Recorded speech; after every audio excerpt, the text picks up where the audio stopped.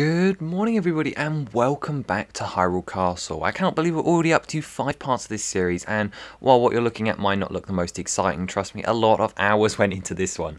So we're back in the docks again today, and this is the last week of the docks before I actually add all of the segments together, so you won't have to wait much longer to see that full model put together. But today we're going to be doing the other side. So yeah, for reference, this is where our big platform with the a burner goes, where the shrine would be, just over here, like this plate here, and we're doing the one on this side now. So the first thing you'll notice, and I think it is fairly obvious, is that this design actually replicates the staircase going down, except for it's completely covered by rocks and is inaccessible. Now that's actually something that appears in the castle, and it's a weird like symmetrical design, but I think it actually like pulls it off quite well, which is interesting. So a lot of it is very similar. So you still got your two light bluish grey layers with the light bluish grey like accents, and then the dark bluish grey masonry work sort of just shoved behind to create that bit of a depth effect.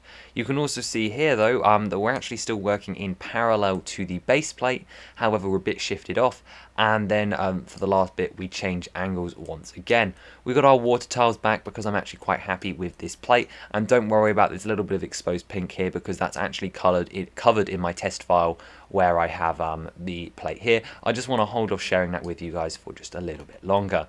We've got a little piece of rock work down here at the bottom which is actually accurate to the game as well. I went and I climbed on this. It is definitely not part of the walls, and you can see that actually just like how on the other side where you've got the long thin platform, this goes up into the rock to the point where it disappears into just normal rock work walls, because obviously this part of the cave was not fully excavated, or at least that's what I choose to believe.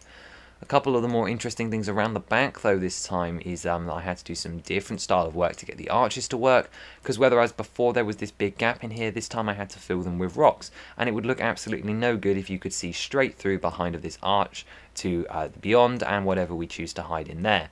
So this time instead we had to build rockwork out, which was actually a challenge because they couldn't collide with any of these side ones. So we've got some straight bricks here which actually allow us to elevate up, and then from there we've got some slopes, some inverted slopes, and the rest of it all leading up to the tightest formation of cheese slopes possible into this 1x8 arch.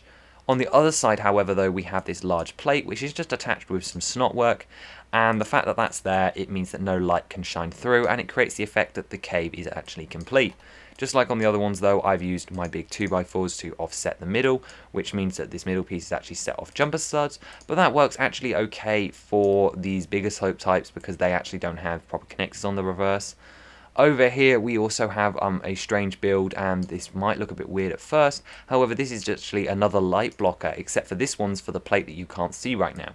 So this is a couple of plates that have been inserted into the reverse of these in inverted slopes, so you see how they have stud connections on the back, which have allowed us to make this little wall segment here, and that will actually block light coming in from this angle, so when you're staring at the brazen you can't actually see past, which I think is really important.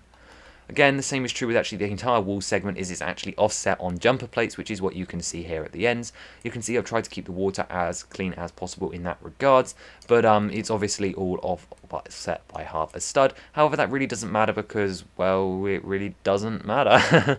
And that's as complicated as it gets. Moving around the corner, once again we've got some more blockers which are actually very necessary here.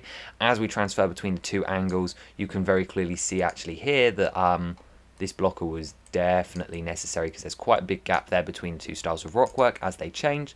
They are just on normal hinges as you can see up the top, and I made great use of this piece up here to just fill in that gap a little bit better because it couldn't normally.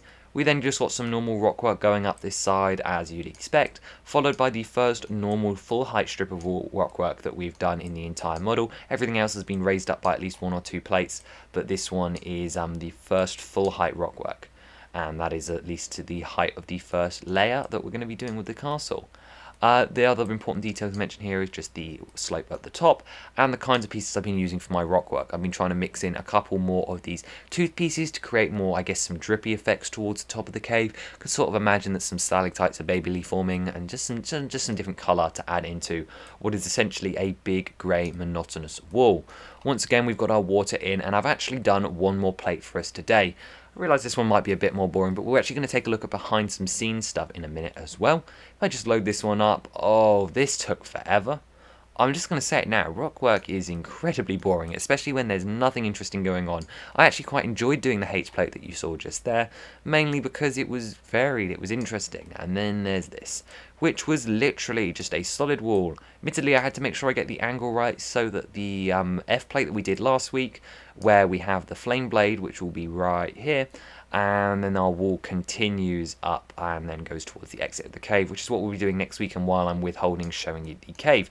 We've also got a lot of water on this. This is the majority of the water in the dock just on this one plate, and once again the techniques on the rock wall are fairly unvaried apart from stuff like this, which is just the inclusion of grey cheese slopes to add some variation. Along the top the thing is pretty much the same, and this one isn't supported from behind because I have no clue how I'd support it in bricks, and why be specific when you don't have to be. And you can also notice one last thing about this plate is that there's actually a more extreme form of terraforming going along this side. It's sort of hard to notice, but there's definitely an extreme shift towards going up and out towards this end's top, and that is mainly so that we're ready for the big archway in the next base plate, because it's going to be quite a dramatic shift and I want to make sure that that goes well for us. But that is all for next week, so let's hop over into my planning document, and from there I will show you our plans for outside the cave. So here we are with a screenshot I took in my test file earlier, and this sort of gives you a hint about what the whole thing is going to look like. So just to refresh your memory, this is a top-down view. You can see the Flame Blade Island over here, as well as all the docks and the passageways up to the burner as well, and then you can actually see that the wall is already going off in this direction. So once I'd finished this wall segment, I was able to use a technique that I've been using in the majority of my base plates to plan out the rough directions, and that is these white lines, and they are flowing throughout the entire castle, and this is basically what they are. So I'm going to try and show you how I'm following them today and basically how I'm doing it. So I'm going in game, I'm taking reference imageries, and I've also got a square breakdown sheet, and I'm using that to sort of work out how much of each castle portion needs to be on the base plate. I wish there was a better way to do it, but basically I'm taking one base plate and I'm going, right, so this base plate needs to be the cave mouth, so our cave wall will roughly follow this line along here, this bottom white line, and then we'll curve out towards the prison segment, which is the direction I want to head in. What this white line here, this is the entrance of the cave, so this is like, this segment here is all going to be like covered over, so this is the exterior mouth of the cave where I've actually got to design a cave entrance. This here is the rest of the path, so the Flame Blade path that curves all the way down and then just suddenly stops. This second one here is like that half level up that you get. I'm hoping I've got some reference imagery on screen for you. And then this big one that goes to the top is actually going to be the outer cave wall. So that's also going to be another layer of rockwork, what I'm calling like the double skin, which is actually going to curve all the way around the top to like encase the docks and make an actual scene of castle. However, that is something for the distant future. But that is sort of just the plan and how I'm using these white lines to sort of just like plan out where I'm going to go, and then I basically do just follow them. I just go rock, and it's the heights that are more of the trouble. But this is definitely really helpful in planning out, and I'm sure you'll see lots more different planning styles as we go throughout the series.